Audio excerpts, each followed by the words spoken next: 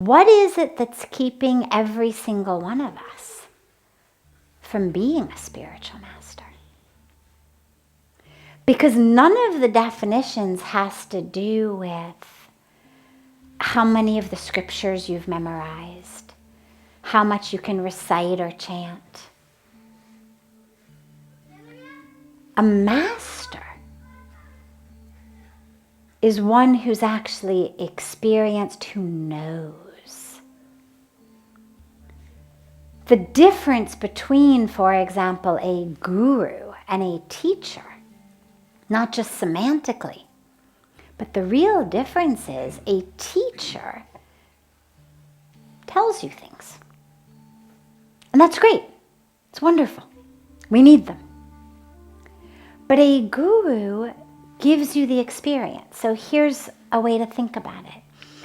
If you took a class in oceanography from a wonderful oceanography teacher, you would learn everything there is to know about life under the ocean. But your clothes would still be dry. If you took an oceanography class with a guru, you would also learn about life under the ocean. But at the end of the class, you would be dripping wet. Because the guru gives the actual knowing, the actual experience. And so when we talk about a spiritual master, it's someone who knows. So it's not about I've read someone else's words, have memorized them, and I'm very adept at spouting them back. Different scriptures, different books, different languages. It's not about that. Mastery is how it has impacted me. Do I live it? And so the interesting question about spiritual mastery for me is, what keeps us from living that?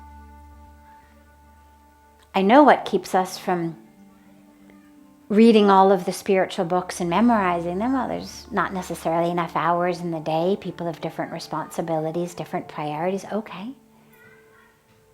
Different duties, different dharmas. But what is it that keeps us all from actually knowing, from living it? Just ignorance. But an attachment to the ignorance. Because every moment we have the opportunity to see the truth, because that spiritual mastery is within us. It's not something you need a book for. It's within you. Spiritual mastery is mastery of the self, the capital S self. And sure, books can point us there. Teachings can point us there, but the mastery is within. So what is it that keeps us when every moment we have the opportunity for the mastery? Why not? And that's our attachment to the ignorance. And so that's the question to take home. Why am I so attached to the ignorance? What is it about my story that is so compelling that I don't want to let it go? What is it about my attachment to this history, to this identity, to this role, to my drama, to my pain, to my suffering, that I don't want to let it go?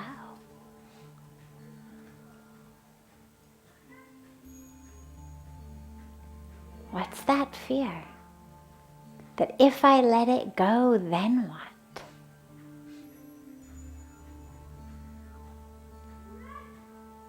And when we find the answer to that, because yes, for all of us it's ignorance, but it takes a different flavor in each of us.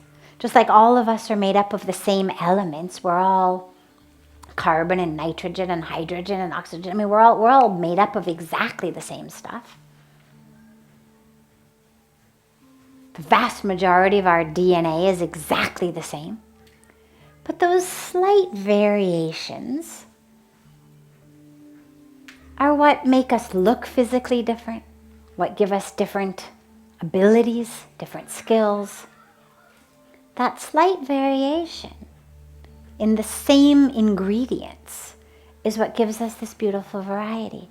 So in the same way, in our attachment and our ignorance, yeah, it's all made up of the same stuff. It's ignorance, it's fear, it's ego. But it takes a slightly different flavor in each of us. And so we each have to be able to look within and say, what is it in me that is keeping me, holding me back?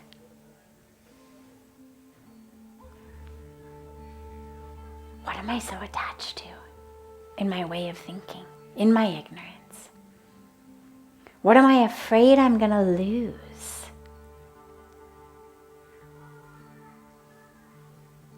Because until we know that,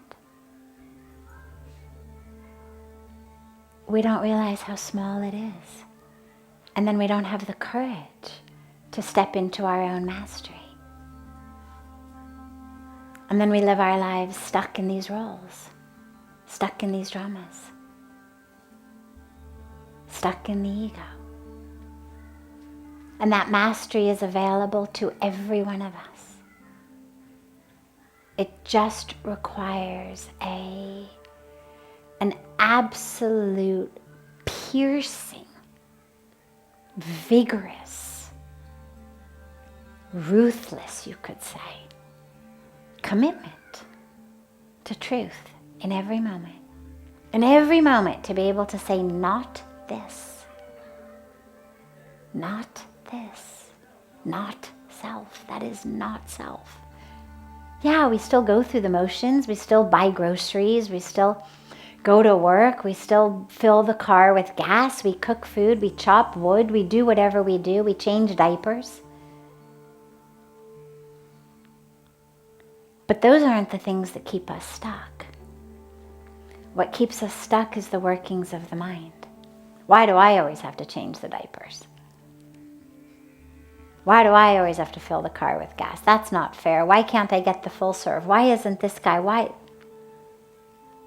That's what keeps us stuck, not the pumping of the gas itself, not the chopping of the wood itself.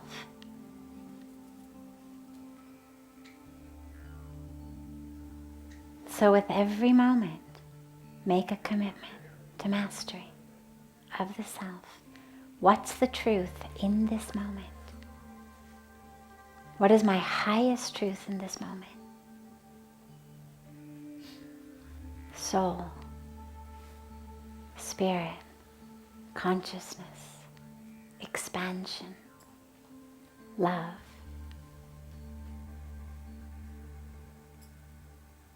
And the more you can keep coming back to that, then we all become the master. And that's what it's about. It's not about defining who amongst us is a master. It's about becoming a master of the self. And that's our task, our global dharma. Whatever culture, whatever country, whatever religion, whatever role, whatever family, wherever you've been born, the one thing you can say for sure is that your highest dharma is that mastery. And yeah, you've got other duties along the way. We all play different roles. We have different duties. We're children of our parents. We're parents of our children. Some of us are spouses. Some of us are parents. Some of us have different roles, different, whatever it may be. And we play those. We play them well. We play them sincerely. But we always remember our highest dharma is the mastery of the self.